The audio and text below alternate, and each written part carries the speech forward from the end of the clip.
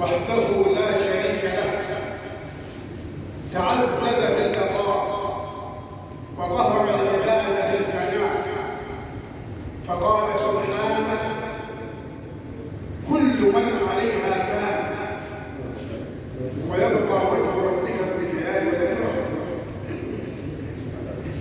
فقالت الملائكة: نحن لسنا عليها أي على الأرض. فقال الله: كل نفس ذائقة الموت. فقالت الملائكة: نحن لسنا بأنفس، فالملائكة أجسام نورانية خلقت للطاعة والعبادة. فقال الله تبارك وتعالى: كل شيء هالك إلا وجهه له الحكم وإليه ترجعون. كل شيء من الملائكة، من الإنس، من الجن، في الأرض، في السماء، في المشرق، في المغرب، كل شيء هالك إلا وجه الله سبحانه. إذا فلا بقاء إلا لله، ولا خلود إلا لله، ولا دوام إلا لله. قال لنبيه صلى الله عليه وسلم: وما جعلنا لبشر من قبلك الخلد أفإن مت فهم الخالدون. لا خلود ولا بقاء ولا دوام إلا لله.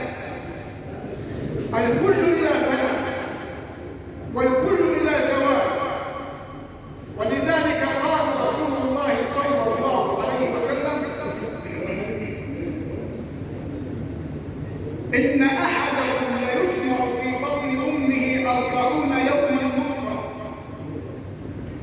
ثم 40 يوما علقة، ثم 40 يوما مضغة، في 40 120 يوم، يعني 4 أشهر. دقة الحديث النبي صلى الله عليه وسلم يقول عليه الصلاة والسلام: ثم يأمر الله الملك بنفخ روحه وكتابة أجله ورزقه وشقي وسعيد. الشاهد في الحديث: ثم يأمر الله الملك بنفخ روحه وكتابة أجله. ساعة ما نفخت فيه الروح كتب الأجل. في لحظة نفخ الروح اتكتب الأجل. هيعيش 40 سنة، 50 60. مفيش تغيير ولا تبديل. مفيش فلان لعبوه راحوا القاهرة راحوا الكفر الكبير وعاش. ده غلط، ما ينفعش. حتى كلمة البقية في حاجة غلط، يقول مفيش بقية. ده الملك كل رفض المشرق والمغرب على أن أجد لك نفسا تتنفسه، أو لقمة عيش تأكلها، أو شربة ماء تشربها، فلم أجد. انتهى نفسك وأجلك وعيشك الشربة ولم يبقى لك شيء. كتب الأجل في لحظة نفس الروح، لا تقديم ولا تبديل. ما تفرحش لما يقول لك ربنا يبارك في عمرك، مش هيقول يا عمر بس الأسد طول العمر.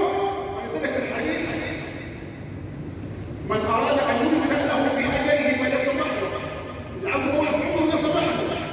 طول العمر في الحديث البركة بس، إنما هو العمر محدد، هو الأجل. لكن ربنا يقول في عمرك يعني يوفق العمل أكثر ممن عاش أكثر منه، يوفق